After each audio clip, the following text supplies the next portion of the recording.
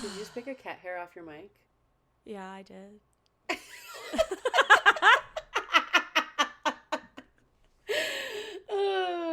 I love it.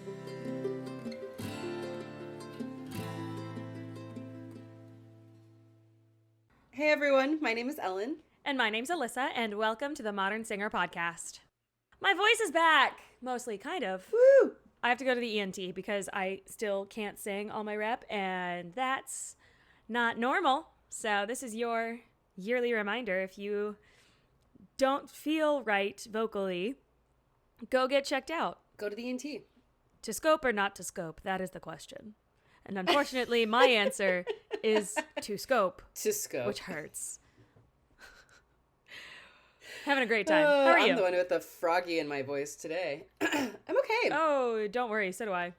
I know. I'm going to try not to clear my throat today. I'm okay. It's hot here. I live in Phoenix. What? I know everyone in the world knows because, I think, local news is picking it up. It's disgusting. It hasn't gone under 100 in, what, a week? Ugh. Even at nighttime, it's in the 90s. Oh, yeah. It's more than a week. More than a week. Excuse me. In the nighttime, it was 107 the other night. And yesterday it was 102 driving home at 10 p.m. Absolutely not. Yep. It's so disgusting. Absolutely not. That's why I moved. I swear, all local weather channels are blasting Phoenix's, how hot Phoenix is, because everybody's texting me being like, are you okay? This happens every year. I don't know why people are surprised. I know, that's what I told them. I was like, well, this is pretty normal. It's pretty bad this year. Yeah, it is bad, but it's still pretty... it's not that much worse than normal. Yeah, this is still pretty normal. It's still not good. But my AC did go out a couple weeks ago. Had to get a brand new AC. Hate that for you. Our power went out 2 nights ago because of basically a windstorm. So, it's only okay when you have AC. I mean, it's not okay that it's this hot, but it's only livable when you have AC. If you don't have AC or access to somewhere with an AC, it's unlivable. So, yeah, that's what I'm doing. New York isn't that bad. New York is so today it's July 28th when we're recording this, and today and yesterday so we've got an extreme heat advisory. It's 95, which is not as bad, but it's 95 with 80 to 90% humidity. So it's not as bad as Phoenix, but it's also not cute. Yeah, the humidity is as not long cute. As the air is moving, I've been fine. It's the lack of moving air, and I just realized my fan is still on and I have to turn it off. The things I do for this podcast. Yeah, so not having moving air, no fun. Yeah, it's dry heat out here. I know everybody says that, but the humidity is a whole nother beast. It also dehydrates your body so much. It's a dry heat. I'm yeah, it's worse. It is worse, but the 117 is not as bad as 105 in humidity. You know what I mean? It definitely feels different. It does feel different, but I feel also the dry heat, it's so much more likely to get things like heat stroke because all 100%. Of the water is getting zapped out of your body. So yep. Here's your daily reminder to have a sip of water. You dehydrated. Yeah, schmers. You're not getting that extra water through the air. It's just sucking the water out of you. Yep. Whee! Whee! Welcome to our weather podcast. Right? And that concludes the weather segment. Thank you. Back to you, Jim. I'm so excited for today. I'm so excited for all of these fun things that we're talking about. We are talking about obscure opera rep. So these are things that we might have heard about in music history for a page or two in our books, but really, what are they actually about? Well, now I know. Because fun fact, I had to read all of the libretti and the sheet music to actually figure out what the hell was happening. All of our resources are listed in our show notes, but the majority of them are from musical scores from IMSLP and JSTOR, which is a site I never thought I was going to have to go on again. And all of the plot overviews I had to find in actual publications of the scores, because fun fact, Wikipedia has 3 freaking sentences on some of these. I'm pissed. I guess that's why they're obscure. Yeah, so I apparently gave myself some music history homework, and I hope you like it. And if you don't, please lie to my face. So we've got 9 shows, 23 songs, and 8 voice types covered. Let's go. All right, so the first one is one of my absolute favorites, and this is one of the ones that had like literally nothing for some of the characters that we're going to talk about today because they're not like the quote-unquote main like 4 singers. But I actually did this show. So it is Die lustigen Weiber von Windsor by Otto Nicolai, which is the German romantic version of Falstaff. No, I don't know. Falstaff. I just started drinking a Celsius, friends. That's in Italian. This opera is a Singspiel with spoken dialogue between all of the distinct musical numbers. The opera remains popular in Germany today, and the overture is sometimes heard in concert in other countries. If you haven't heard it, it is an absolute bop, and I literally was listening to this while I was editing notes. I just had it on repeat. It's 8 minutes. It's so good, especially if you know the music from the rest of the show, because you can I can still see little bits of the choreography and the staging that we did for some of this, and it was so much fun. So, like I said, this is the story of Shakespeare's The Merry Wives of Windsor, and it follows the drunken and rowdy knight, Sir John Falstaff, as he I can't say that normal, Falstaff, and as he tries to finagle his way across the 15th century town of Windsor by courting 2 rich wives because he wants their money.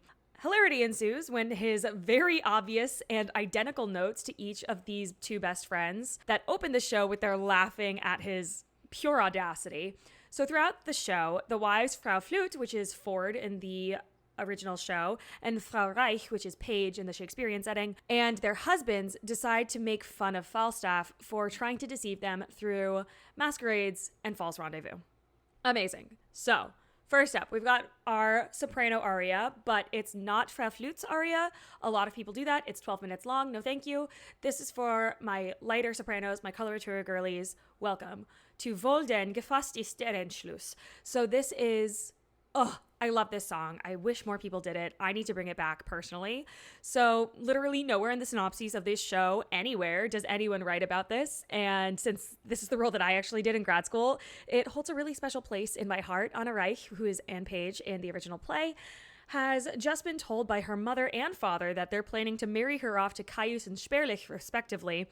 And she decides she's going to use the final masquerade scene to hold her own deceit. And she also tricks Caius and Sperlich into thinking that they are her. So like each of them is chasing the other around the stage because one's in green, one's in red. And she tells them, I'm in green, I'm in red. And they're like trying to kiss each other. It's really funny. And during all of that craziness, she actually goes to elope and marry her love, sweet, sweet baby Fenton. And I love him so much. So we're actually going to talk about his little tenor aria, which is Höchstdilerche, which is such a beautiful tenor aria.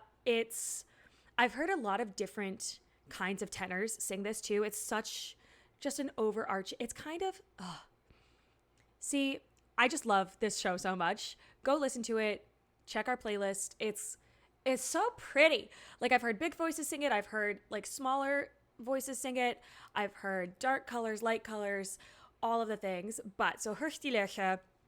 So right before this, Sperlich and Caius are sneaking around Anna's window because they're gross. But before they attempt to go near it, they actually hear Fenton's serenade and they go hide in the bushes, which comes back later. And then there's a whole quartet about it. It's hysterical. From there, they observe a passionate love scene between the two after Fenton sings up to Anna's window, hoping she hears him. And then she does. And she runs down and goes, my daddy doesn't want me to marry you. And then she cries. They have a cute little sweet duet. It's adorable. It's so cute. Lastly, from the show, we've got a pure bass roll. So it's As Büblein Klein, which is at the inn. Falstaff has recovered from his bath, apparently, and he sings a bawdy drinking song. This is literally just let's get drunk, but in German and a song. And then at the end of it, I think at the end of the scene, if I remember this correctly, sometimes there's like a bar fight, which is really just funny. Ooh. But a messenger brings him a letter in which Frau Flute proposes another rendezvous, which is really Frau Flute and Frau Reich coming to trick him. And he's like, I'm so great. La, la, la. Let's get drunk. It's the 15th century. And that is what I have from Die lustigen Weiber von Windsor. That's a nice little summary of that show. I love that show so much. It's my favorite show that I did in grad school. I love that show. I love it. Our next show is Amahl and the Night Visitors by Giancarlo Menotti. A lot of companies do this year-round, but I feel like this is one that a lot of people know about, but haven't seen it, don't really sing anything from it for whatever reason. So Amahl and the Night Visitors is an opera in one act with an original English libretto by the composer. It was actually commissioned by NBC and was the first performed by the NBC Opera Theater on December 24th in 1951 in New York City at the NBC Studio 8H in the Rockefeller Center, which was really cool. It was the first opera specifically composed for television in the United States, which we do a lot now, right? With musicals and pretty operas. Cool. But like this one was like specifically made for TV, which is wild. That is really cool. I mean, the 50s were a weird time. That's a big turning point because we do that a lot now, right? So it is really, really cool. This show is typically performed at Christmas and performed by boy soprano playing the lead. The playbill with the original cast recording released contains the following story from Menotti himself, which we've kind of shortened a bit for time because it's a lot, but you can so much longer than this. So much longer than the large paragraph that I have on screen right now. But you can see all of it, read it, and find the artwork online. This is an opera for children because it tries to recapture my own childhood. You see, when I was a child, I lived in Italy, and in Italy, we have no Santa Claus. I suppose that Santa Claus is much too busy with American children to be able to handle Italian children as well. That is sad. It's absolutely wild. Right? Our gifts were brought to us by the three kings instead. To these three kings, I mainly owe the happy Christmas season of my childhood, and I should have remained very grateful to them. Instead, I came to America and soon forgot all about them, for here at Christmas time, one sees so many Santa Clauses scattered all over town. That is true. So true. Then there is a big Christmas tree in Rockefeller Plaza, the elaborate toy windows on Fifth Avenue, the 100-voice choir in Grand Central Station, the innumerable Christmas carols on radio and television. All of these things made me forget the three dear old kings of my childhood. But in 1951, I found myself in serious difficulty. I had been commissioned by the National Broadcasting Company to write an opera for television, with Christmas as deadline, and I simply did not have one in my head. We love a good procrastination story. Right? We can all relate, Menotti. Don't even worry about it.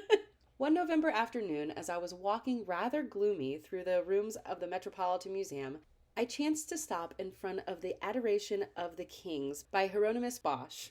And as I was looking at it, suddenly I heard again, coming from the distant blue hills, the weird song of the three kings.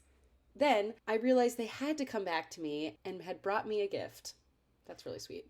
I love that he just calls their songs weird. And he's like, that's right? Weird. I'm going to write about it. Okay. I mean, mood, but he was okay. Like, this was my childhood, and it was weird. All Let's about go. them because Santa Claus is flashy, and then they came back to me and brought me gifts, and I rolled with it. So the first aria that we're going to talk about is All That Gold, and it's the mezzo aria. It can be played by a mezzo or a soprano. It has a great extension and a lot of really good storytelling in this aria, with some lovely recit-like parts to really show off that acting skills. There's a lot of acting in this show, and this is just one of the arias that really captures that. So in this song, Amahl's mother finds the gold that's set aside for baby Jesus and basically decides to steal it. I mean, it works. Hence, all that gold. The next aria that we're going to focus on is called This Is My Box. While his mother is off fetching firewood, Amahl fires questions after questions to the king, just asking them all sorts of questions in awe. And King Caspar, who is kind of childlike, eccentric, and a bit deaf, shows Amahl his box of magic stones, beads, licorice, and offers Amahl some of the candy. And the last aria that we're going to focus on in this opera is the bass baritone aria, Oh Woman, You Can Keep That Gold.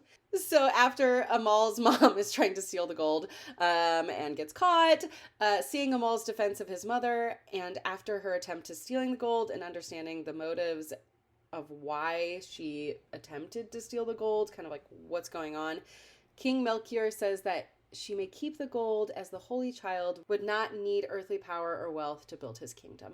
Yeah, he kind of just looked at them and went, yeah, you're just keep it. It's fine. Right? It was like, Jesus I have doesn't more. need it. It's okay. It's $20, whatever. You need it more than Jesus does. Yeah. Okay, and I decided to give myself French next, so... Your favorite. French is the language that scares me the most, but we are talking about les Huguenots. Les Huguenots. I literally The I had to look up the IPA. The Huguenots. But it's the Huguenots by Giacomo Meyerbeer. Meyerbeer is actually who linked Mozart and Wagner in the timeline as like in the actual like progression of timeline, as well as the musical timeline of things that were done in opera. His work precipitated Wagner's Gesamtkunstwerk, and this 5-act opera is his most notable opera, but he was one of the most common composers that was performed during his own lifetime. This story is the historical setting of St. Bartholomew's Day massacre in 1572, in which thousands of French Huguenots, aka Protestants, were slaughtered by Catholics in an effort to rid France of Protestant influence. Gross. Although the massacre was a historical event, the rest of the action, which mostly concerns the love between the Catholic Valentine and the Protestant Raoul, is wholly a creation of his own. So, welcome to... Alyssa had to scroll through all of the sheet music to find the title name, who was singing it, and where it freaking started. Just know that in all of these, there's a lot of chorus interjections. So if you do take these, know that you're gonna have to MacGyver your way through some of your sheet music and cut things. Work with your coach to do that. But first up, we've got the soprano air, which is Parmi les pleurs. Oh gosh. Ooh, okay, here we go again.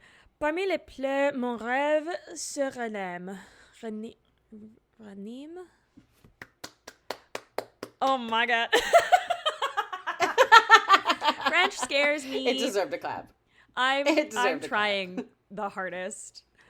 This is set in a room in Nevers' Parisian townhouse. Family portraits decorate the walls in the background, and all of this is like in the score too.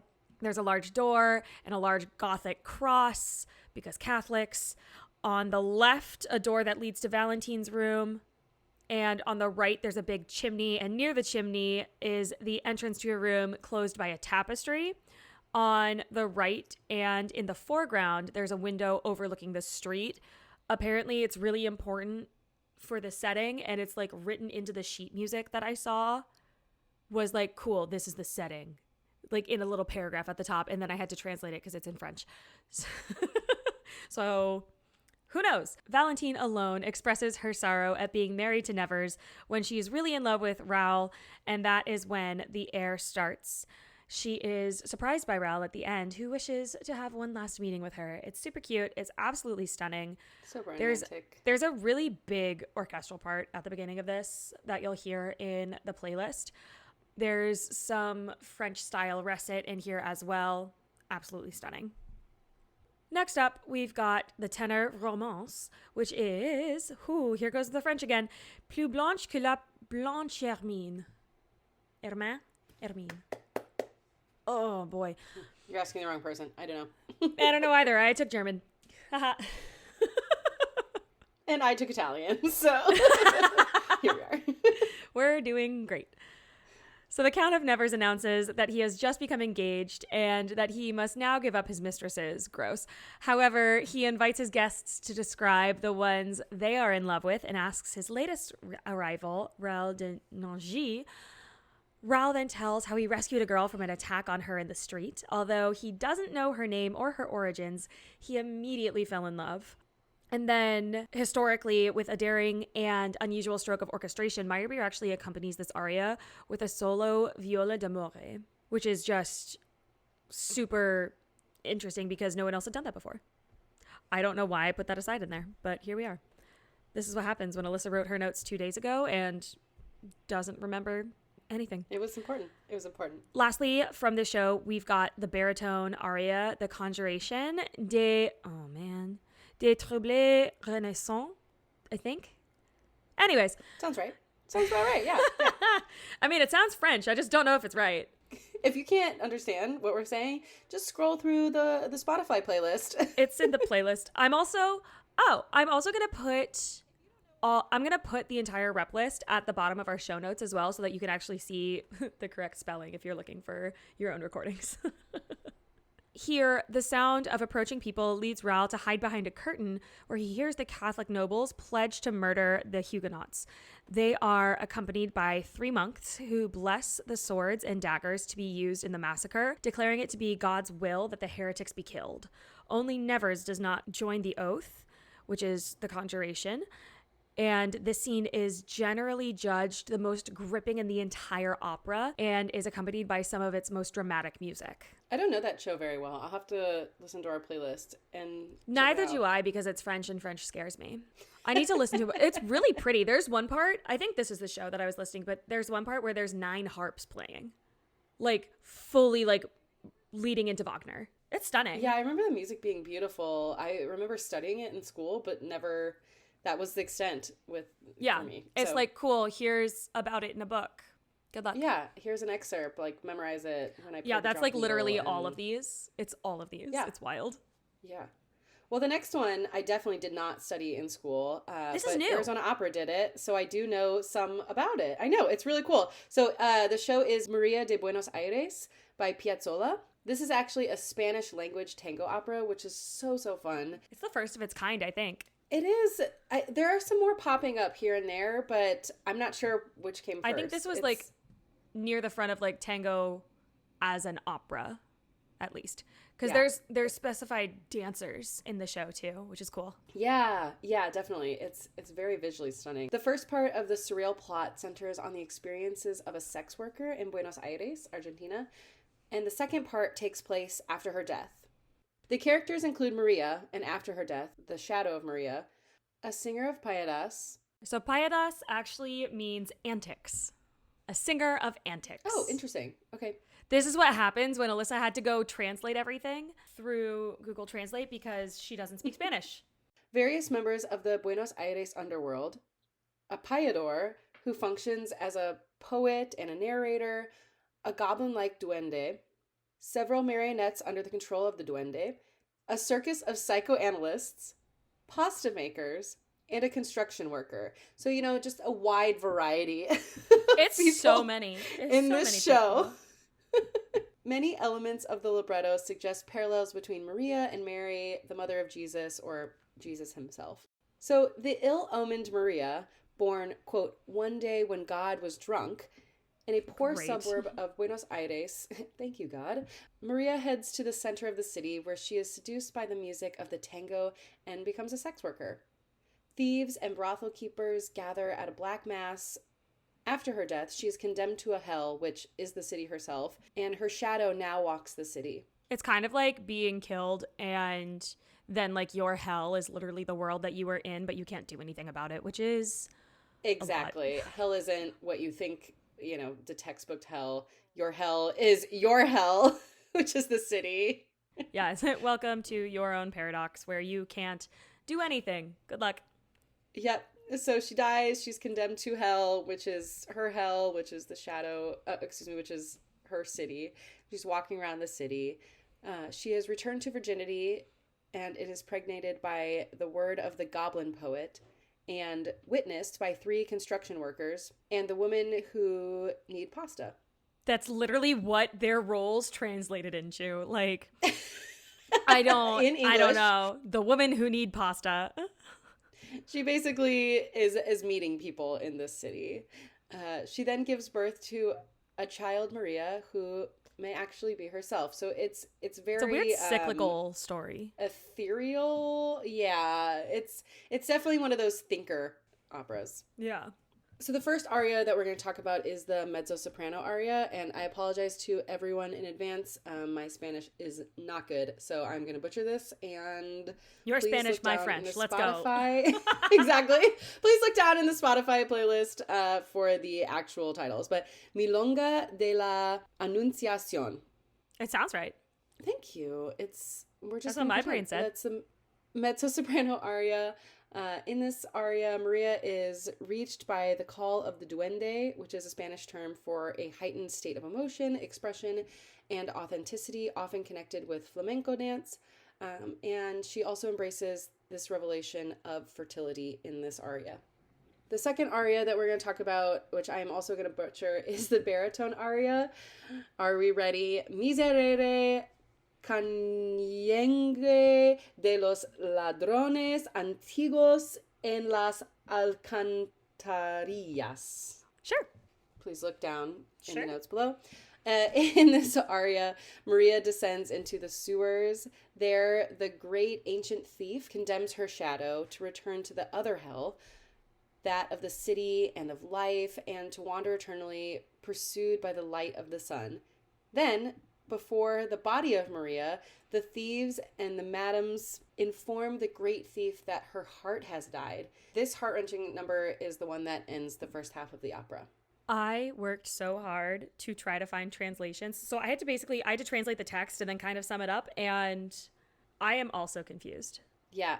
I think it's also just a confusing opera. It's not done often, so there's not much written on it. Yeah. Like I said, Arizona Opera did this, and I know that it was part of their Red series, which is like their new new works and stuff. And it's just a different type of opera. So, when you're researching this, I would definitely try to find a recording, watch it. I think the visual aspect is very much a part of this opera. There's also some Sprechstimme-like parts of it as well, which is very interesting. But I am very much of the mind that we need to start doing more Spanish operas and Spanish zarzuela as well. So definitely start adding those in for sure. Yeah, it's definitely like how do you explain it? It's like a multimedia, I think would be like a best way to describe it. Like a lot of operas, although visually stunning, back in the day were written with music as, in the voice as the most important part, or like the main focus. Yeah, but now we've got all of this technology that we can use. Exactly. Whereas some operas, I think this one included, there's a lot of dance, there's a lot of visual aspects. You did talk about Sprechstimme. It's more about like the vibe, the entire vibe of the show. So definitely, if you're interested in studying a piece from this show, try to watch the piece, not just listen to it. Next up, we've got Mefistofele, which is by Arrigo Boito. And this is an opera in a prologue and 5 acts, which was later reduced to 4 acts and an epilogue. This was the only completed opera with music by the Italian composer and librettist Arrigo Boito. I think I'm saying his name right. I'm going as Italian as I can. So there are so many chorus numbers in this. I was literally looking through sheet music to see what the hell was happening. You definitely need to cut down this music as well. Do some cute arts and crafts with your coach. Cut it up to turn it into a full solo. But these pieces are absolutely stunning. This is another highly religious subject matter focused this time around Easter Sunday and the following few days. It follows the aged Dr. Faust and his pupil Wagner, as well as the sinister friar, whom he now recognizes as a manifestation of the devil, who is Mephistopheles, or Mephistopheles in Cats, I don't know. In Act 2, we meet the 2 village girls, Margareta, who Faust falls in love with, and Marta, her friend, who Mephistopheles just has a good time with, apparently. Then a lot of things happen, and the boys are somehow transported back to ancient Greece in the time of Helen of Troy. I don't know. Finally, back in his study, Faust, who is once more an old man, so he went back in time, got young again, and now he's back, and now he's reflecting that neither in the world of reality nor in that of illusion was he able to find the perfect experience that he craved. Nothing is real, everything is fine, is just the motto of this show. Perfect. Or everything sucks. I can't tell. One or the other. Depends on the director. So we're actually going to start with a contralto role, which I think is super fun, especially for this time period. So Marta from Mephistopheles is a contralto, but she's mostly featured in group numbers, most notably at the top of Act 2 in the garden scene with Faust, Mephistopheles, and Margarita, which is Cavaliero Illustre e Saggio. While this isn't a specific audition piece, this could be a wonderful thing to work on for either a concert or maybe even a scenes program. There's not a lot of contralto or even countertenor pieces in what we're talking about today, and I wish that there were more, but this is definitely such a gorgeous scene to work on, especially for younger contraltos, since this doesn't go too super low, but it does sit right in your prime time register. Next up, we've got a baritone aria, which is Al suave raggiar di primavera. Faust is definitely a higher baritone role. This could honestly probably be sung by a lower tenor, But this is in the start of Act 1. The aged Dr. Faust and his pupil Wagner are watching the Easter celebrations in the main square in Frankfurt. Faust senses that they are being followed by a mysterious friar about whom he senses something evil. Dun, dun, dun. Wagner dismisses his master's feelings because he's Wagner of unease, and as darkness falls, they return to Faust's home. That's all suave. Next up, we've got the bass aria, Ecco il mondo. This is Mephistopheles, who has a very jaundiced view of our planet and its dominant species, aka humans. So he doesn't like it here. He thinks we're dumb, which, I mean, looking around is hard to blame him. But basically, he's singing all about how gorgeous the world is and how much people suck and are very guilty of ruining it. So nothing's changed. This show is absolutely stunning. I know that in music history, we talked a lot about, I don't even know what we talked about. I just remember watching one scene where it was like the video version of Mephistopheles from probably the 80s, where there was like a little explosion and then the camera would change and Mephistopheles was there. And that's all I honestly remembered about this show. Oh my God. Because it happened like 12 times. It was very weird, but it's a cool show. It's a cool show, cool music. That was the end of that thought. I don't know. And that's it. It was cool. Now it's your turn to speak French. The next opera that we're going to cover is Les Contes by Rossini. This work is ostensibly a comic opera that the story is, humorous, even farcical. However, it was devised for the opera rather than the Théâtre de l'Opéra Comique, and there are some structural inconsistencies with the contemporary opera comique genre, whereas the latter consists of relatively short lyrical numbers and spoken dialogue. Les Contes consists of highly developed, even massive musical forms linked by a company recit. It was a lot closer to opera seria of the time, but like the French version of it. It kind of bridged the gap between the two. Between the two art forms, That makes sense. Although the opera contains some of Rossini's most colorful orchestral writing, the quaint, brief overture is oddly restrained and unassuming, ending with a whisper of pizzicato strings. So it's cute. So the first aria is the soprano aria, and I'm also not good with French. En proie à la tristesse. Nailed it. Sure, yeah. Perfect. On it. We're doing great. Doing great. I don't sing any of these, so please give me some grace. This is where Countess Adele consults the hermit about a cure for her melancholia. He proposes that she fall in love, which she promptly does, with Isolier. The hermit warns her not to trust the, quote, faithful page of the terrible Count Henri, and she leads him to the castle. This is another one of those shows that's just weird. I'm like, okay. I know, it's like, yeah. So that basically sums that up. The next aria is the mezzo aria. Okay, again, give me grace. De grâce, encore un mot. I think, yeah. Again, it's listed below. So like in the recit, it's essentially a little bit of a duet. So you're going to need to potentially add a little of Henri's lines to make a little bit more sense. But it's really a great piece to add if you're working on Rossini recit. This piece leads into a chorus line that you can sing the melody and just kind of on a fun note. This is really, really great if you're working towards Rosina and the Barber of Seville. It's just a great transition piece. The next aria that we're going to cover in the show is the bass aria, Veillez sans cesse. Henri's page, Isolier, and the tutor arrive on the scene, resting from their journey and, taking some breaks in the shade. They explain that the Count Henri, who is under the tutor's care, has disappeared. The tutor explains that he's searching for Henri at the behest of Henri's father, Veillez sans cesse. When the tutor asks why the page brought him to this place, it is revealed that Isolier wishes to visit the Countess's castle. So this show has beautiful music, so it's definitely absolutely check it out. stunning. Maybe the plot will make more sense if you put it all together. That is probably going to be true. little snippets of each one of these pieces, but definitely one to check out in the Spotify playlist. Next up, we have Orfeo ed Euridice, which is Christoph Willibald Gluck, which, fun fact, we thought that I was related to Gluck. This is Gluck without the umlaut, so Gluck. Oh, Jesus Christ, my German. But so we thought that I was related to him. And then I made my mom, who's obsessed with ancestry.com, I made her like go back and check. And this is the line that she like actually traced back to like literally the 1300s somehow. I do not understand. But hey, my people weren't peasants. Fun fact. I don't know. I don't know. I'm not related to, I don't even know where that came from. But this is the most popular of Gluck's works. It was very influential on the German operas following its premiere. The piece was first performed at the Burgtheater in Vienna on the 5th of October in 1762 in the presence of Empress Maria Theresa.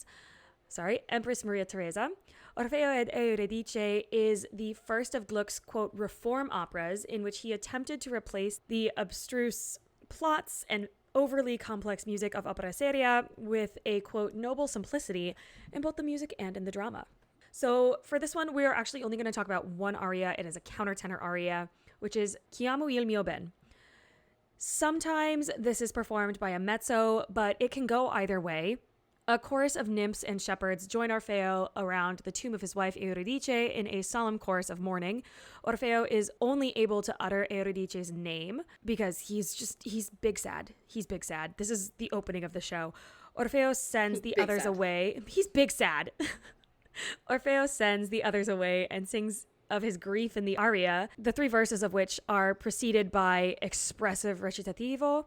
This technique was extremely radical at the time and actually proved overly so for those who came after Gluck. Mozart chose to retain the unity of the aria, which is pretty cool. So this like directly affected Mozart and how he decided to do his pieces. And it really led a lot more to the plot line of recit moving the story and arias being more of the emotion. So another show that's not super uncommon, but it's not really done often, is Agrippina, which is Handel's opera. It has Handel. some really, really... I hate Handel. I appreciate what he did for music, but he wrote for exactly 8 people and no one else, and everyone has been trying to do it, and I don't like it. That is not a lie. To each their own. That is like the one thing I remember from music history about Handel, and then I stopped listening, so. That is hilarious. Well, this piece has really great contralto and countertenor pieces, which we're going to cover today. So a really great contralto aria from this piece is L'ultima del gioir, which is the recit, and Lusinghiera mia speranza, which is the aria. So what's going on in this piece is with the Senate's ascent, Agrippina and Nero begin to ascend the throne, but the ceremony is interrupted by the entrance of Claudius's servant Lesbos. I just think that name is funny. It is funny. It doesn't mean what you think it means. He announces that his master is alive, saved from death by Otto, the commander of the army. Otto himself confirms this and reveals that Claudius has promised him the throne as a mark of his gratitude. Agrippina is frustrated until Otto secretly confides to her that he loves the beautiful Poppaea more than he desires the throne. Agrippina, aware that Claudius also loves Poppaea, sees a new opportunity of furthering her ambitions for Nero. She goes to Poppaea and tells her falsely that Otto has struck a bargain with Claudius where he, Otto, gains the throne but gives Poppaea to Claudius. Agrippina advises Poppaea to turn the tables on Otto, telling the emperor that Otto has ordered her to refuse Claudius's attention. This, Agrippina believes, will make Claudius revoke his promise to Otto of the throne. It's so much Roman history, and then it also leads into L'Incoronazione di Poppaea. It's so much Roman history of like, this is what's happening. A lot of political It's so much political opera. And it had to be Roman because you couldn't do it of the current time because then you might get, beheaded. Those small things. So the next aria is also a contralto aria, which is absolutely amazing because we don't really get a lot of countertenor and contralto arias in the canon. So the next aria is Coronato il crin d'alloro. In this aria, Pallas and Narcissus realize that Agrippina has tricked them into supporting Nero and decide to have no more to do with her. Otto arrives, nervous about his forthcoming coronation, followed by Agrippina, Nero, and Poppaea, who have come to greet Claudius. So a lot of people just arriving for the coronation. The next piece, again, I'm really excited about, is a countertenor piece, Come nube che fugge dal vento. In this piece, at the palace, Nero tells Agrippina of his troubles and decides to renounce love for the political ambition. But Pallas and Narcissus have by now revealed Agrippina's original plot to Claudius, so that when Agrippina urges the emperor to yield the throne to Nero, he accuses her of treachery and probably treason. And then we get to l'Incoronazione di Poppaea, where Nero and Poppaea have sex on stage. Hey. So our last show of the day is Yunjin Onegin, which is by Pyotr Ilyich Tchaikovsky. It's so Russian, it's so lush, and there is literally so much happening here. This is Opus 24. It's an opera which is technically designated as, quote, lyrical scenes in 3 acts composed of 7 of these scenes. The libretto was actually organized by the composer himself and very closely follows certain passages in Alexander Pushkin's 1825 to 1832 novel in verse, and actually does retain a lot of his poetry. But Pushkin is to the Russian language how Shakespeare is to the English language. Say that 10 times fast because I just had to record that like 2 times. But so many composers tend to rewrite, especially Shakespeare works. People tend to not write it in English. They'll write it in German, Italian, French, something else, because writing the bard's work in English, which is the language that he wrote it in, is terrifying. So Tchaikovsky was actually, I think he was the first to brave writing Pushkin's word in their native language, I think. Don't quote me. I didn't check Wikipedia for that. But Yunjin Onegin is a well-known example of lyric opera to which Tchaikovsky added music of a very dramatic nature. The story concerns a selfish hero who lives to regret his blasé rejection of a young woman's love and his careless enticement of a fatal duel with his best friend, which, spoiler alert, so he spurns his lover, who he's absolutely in love with, breaks her heart, breaks his own heart, gets mad, and then duels with Lansky, who is his best friend, and then kills him too. So now he's just by himself and sad. Russian opera. So, we're actually going to start today. Also, if you haven't, I think I meant to do Lansky's aria, and I don't think that it made the cut because I try to do a couple pieces per voice type, but go listen to Lansky's aria for tenors. It's gorgeous. So we're actually going to start with the baritone aria, which is Onegin's aria, and we're going to forgive Alyssa's Russian because apparently all I chose today were languages I don't speak. So it's Kogda bi Jizin Domashnim Krugom. I am so sorry, Pushkin and Tchaikovsky. I'm sorry. Anyways, Titania waits anxiously for Onegin's arrival, and Onegin enters to see Titania and to give her his answers to her letters that she wrote to him about her love for him. He explains not unkindly that he is not a man who loves easily and is unsuited to marriage. He is unworthy of her love and can only offer her brotherly affection. Gross.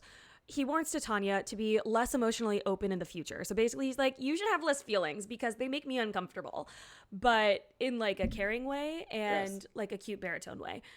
But the voices of the servant girls singing are heard again. Titania is crushed and unable to reply. It's devastating. This aria is gorgeous. It's absolutely gorgeous. Russian opera is just absolutely gorgeous. I've heard so many different baritones sing this, and I love it every time.